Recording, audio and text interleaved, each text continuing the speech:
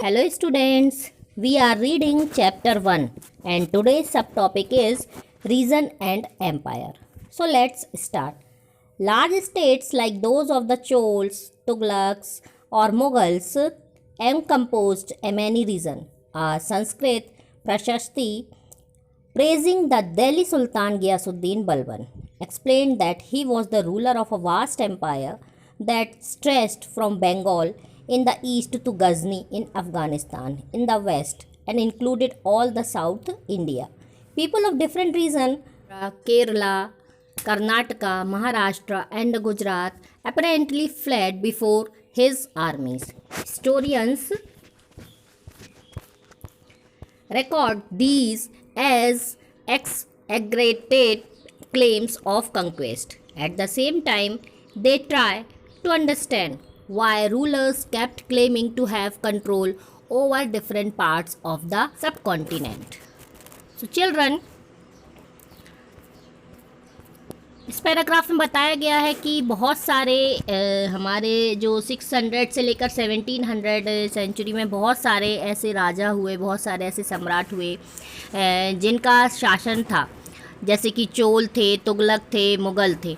और इनको संस्कृत में एक प्रशस्ति पत्र दिया गया था गयासुद्दीन बलबन को, जो कि दिल्ली के सुल्तान थे। और उनके बारे में यह भी कहा गया था कि उनके पूरे भारत पर उनका शासन था, बहुत बड़ा उनका एम्पायर था। कहा जाता है कि बंगाल से लेकर के अफ़गानिस्तान तक और पूरे साउथ इंडिया में उनका शासन था। तो हमारे जो हिस्टोरियंस हैं वो इस चीज़ में बिलीव नहीं करते हैं और उनके दिमाग में यह भी क्वेश्चन आता है कि इतना बड़ा जो शासन है वह पूरे देश मतलब पूरे भारत पर शासन कोई किस तरह से कर सकता था।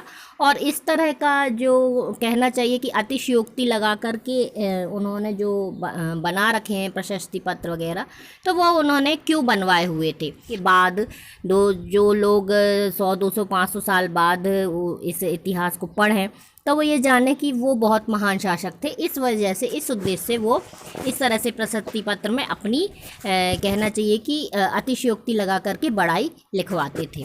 अब by 700 many regions already possessed distinct geographical dimensions and their own language and cultural characteristics. You will learn more about these in chapter 9. They were also associated with specific ruling dynasties. There was considerable conflicts between these states. Occasionally, dynasties like the Chol, Khilji, Tughlaqs and Mughals were able to build an empire that was pan-regional.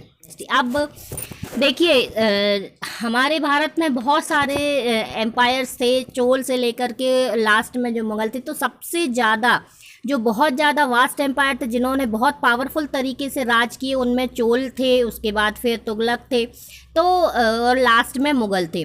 तो ये जो बहुत बड़े, जब कोई empire जो है बहुत बड़े स्थान पर, बहुत बड़े वास्ट एरिया में जब कोई शासन करता है तो वो पैन रीजनल कहलाते, और छोटे छोटे जो एरियाज़ में शासन करते हैं तो वो रीजनल एम्पायर कहलाते हैं या रीजनल किंग कहलाते थे। तो ये जो पैन रीजनल है, मतलब ये बहुत बड़े बड़े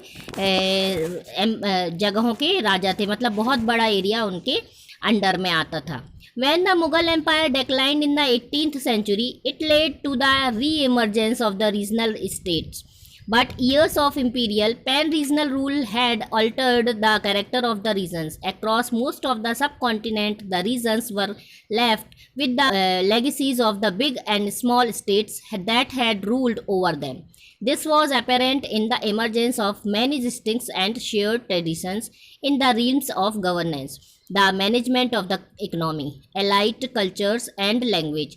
Through the 1,000 years between 700 and 750, the character of the different regions did not grow in isolation.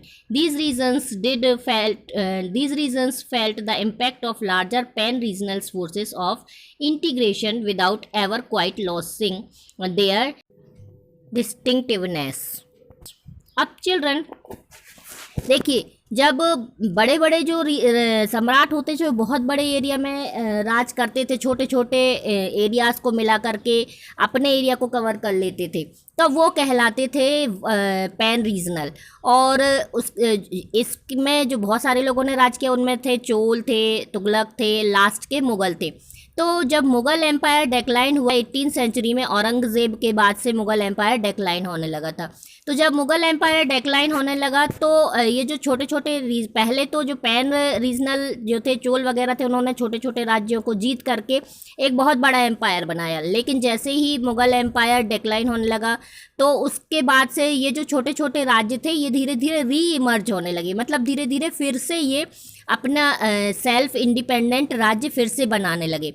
लेकिन जब पैन रीजनल जो राजा लोग थे, उनके समय में जिस तरह का शासन चलता था, ये रीजनल अपने आप को इंडिपेंडेंट इन्होंने छोटे छोटे राज्यों को कर लिया, लेकिन उसके बाद भी वो जो पैन रीजनल एम्पायर का जो जिस प्रकार का एडमिनिस्ट्रेशन था, उससे अपने आप को अछूता नहीं रख सके, और उसी की तरह उनका जो उन्होंने रूल किया, वह भी उसी की तरह किया जैसे कि पैन रीजनल लोग करते थे। पैन रीजनल जो एम्पायर के लोग करते थे, उसी तरह से ये रीजनल एम्पायर के लोग भी धीरे धीरे इसी तरह से रूल कर रहे थे। तो वो उस तरह उसके कल्चर से, वहाँ के एडमिनिस्ट्रेशन से अछूते नहीं थे।